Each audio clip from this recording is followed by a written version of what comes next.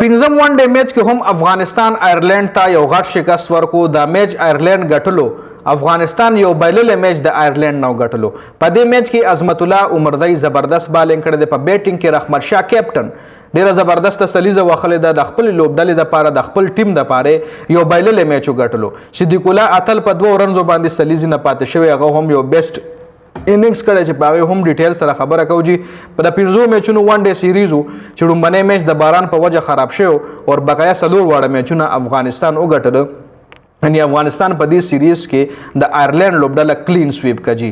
راځو مکمل سکور کارډ طرف له سکور کارډ باندې که نظر واچو. لومبنی بیټینګ آیرلینډ کړی چې 2 کم 300 رنزونه په 500 اوورونو کې جوړ کړي او 9 کلاړیان یې اوټ وو. اوس آیرلینډ 2 کم 300 رنزونه جوړ کړي خو راشد خان نو په بالینګ کې. راشد خان په تیر شوي 3 واړو میچونو کې ښه بالینګ کړی.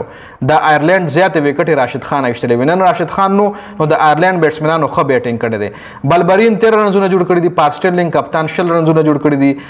کیټ کارامکل 22 رنزونه 53 رنزونه هری ټیکټر جوړ کړي دي. 96 رنزونه پکې کارټس کیمپر جوړ کړي دي. یعنی 4 کم 100 رنزونه کارټس کیمپر جوړ کړي چې د پکې خپل اننګز کړي. یو 13 رنزونه پکې جورج ډاکریل کړي دي. د افغانستان له طرف عظمت الله عمردی 10 اوورونو کې سکور زیات ور کړی دی. 4 او 11 رنزونه ور کړي دي خو وکټ 3 ایستري دي. لکه ښه بالینګ نه دی خو بیا هم د وکټ لحاظ سره ولما ښه بالینګ وي.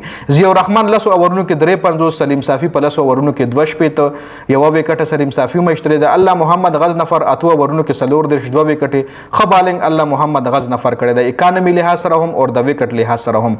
ننګیالي په 8 اوورونو کې 50 یو وکټه. حشمت الله شاهدین پکې 4 اوورونه کړي 19 رنز ور کړي دي او وکټې پکې یو هم نه دا غشتلې. په جواب کې ورپسې افغانستان دا سکور او بالا مخ کې مطلب ختم کړی دی.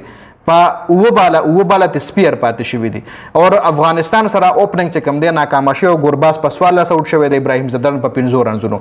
بیا صدیق الله اتل او رحمت شاه یو زبردست پارټنرشپ جوړ کو. صدیق الله اتل 2 کم 100 رنزونه باندې اوټ شو او رحمت شاه چې کوم دی اخره پورې ولاړو نټ اوټ پاتې شوی دی. ان بیټیبل یو 103 رنزونه جوړ کړي دي. زبردست اننګز رحمت شاه کړی چې په یو 103 بالونو باندې یعنی 100 نمبر اسټرایک ریټ سره بیټینګ هم کړی دی. عظمت الله عمردی په 14 بالو 24 رنزونه جوړ کړي دي او په 9 بالو په 6 بالو 9 رنزونه حشمت الله شاهدیم جوړ کړي دي. د آیرلینډ طرف نه جایمونډرا 10 اوورونو کې 6 شپېته یو وکټه. لیام مکارټي 10 اوورونو کې 3 کم 53 وکټې د پکې ښه بالینګ کړی. نور بقایا هر بالر یې ډبېدلی دی. ټول نه زیات سکور چې کوم دی هغه پکې ګیون های ورکړی چې 10 اوورونو کې 3 او 11 رنزونه ورکړي دي. لکه دا عظمت الله عمردی غوندې بالینګ یې کړی دی اکانومي لحاظ سره.